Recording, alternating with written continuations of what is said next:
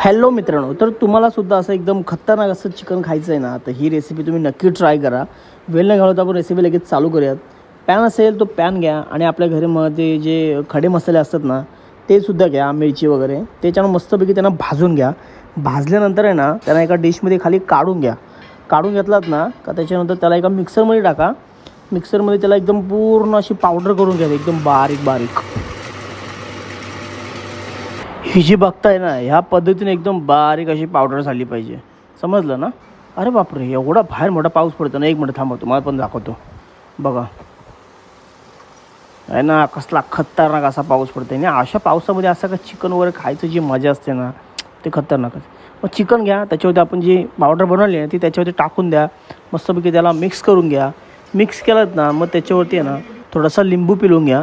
त्याच्यानंतर आलं लसूण पेस्ट, थोडंसं दही टाकून घ्या. त्याच्यानंतर ते पण सगळं मस्तपैकी मिक्स करून घ्या.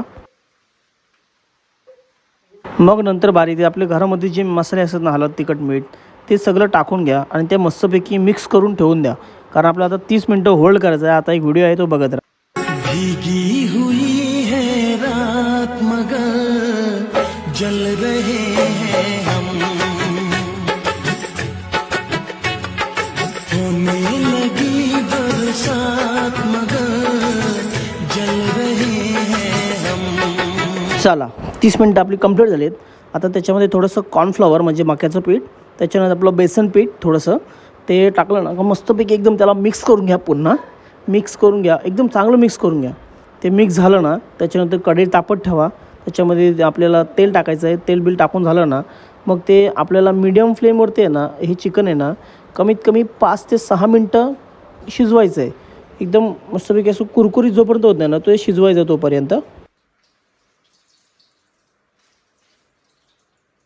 आणि हे बघा, ह्या अशा पद्धतीने त्याला थोडंसं उलटं पालटं असं करत राहा, जेणेकरून त्या दोन्ही साईडने पूर्णपणे शेकलं पाहिजेत. आता एका साईडने तसंच राहील वरती. ओके, समजलं? आणि हे बघा, ते जे शिजलं ना का ते एका प्लेटमध्ये असं काढून घ्या. आणि काढून घेतल्यानंतर आहे ना, हे बघा, हे मायासारखं लगेच असं आगाऊपणा करायला जाऊ नका, कारण ते गरम असतं. हाच भाजेल तुमचं. ओके, सो आपलं सगळं ते फ्राय करून झालेलं आहे. मी एका मस्तपैकी प्लेटमध्ये घेतलेलं आणि मस्तपैकी एक शेजवान चटणी त्याच्यासोबत घेतलेली आहे. आणि आपण डाईट कोकसुद्धा ॲड केलं आहे त्याच्यामध्ये. आणि आपण टेस्ट करून बघूया आता कसं झालं आहे ते. तुम्ही पण या खायला. हा हा हा, एक नंबर झालेला आहे. सो अशाच हेल्थफुली आणि अशाच नवीन नवीन रेसिपीसाठी आपल्याला तुम्ही इंस्टालासुद्धा फॉलो करून ठेवा आणि यूट्यूबला सुद्धा सबस्क्राईब करून ठेवा. ओके, चला मग भेटूयात अशाच नवीन नवीन व्हिडिओमध्ये. Bye bye.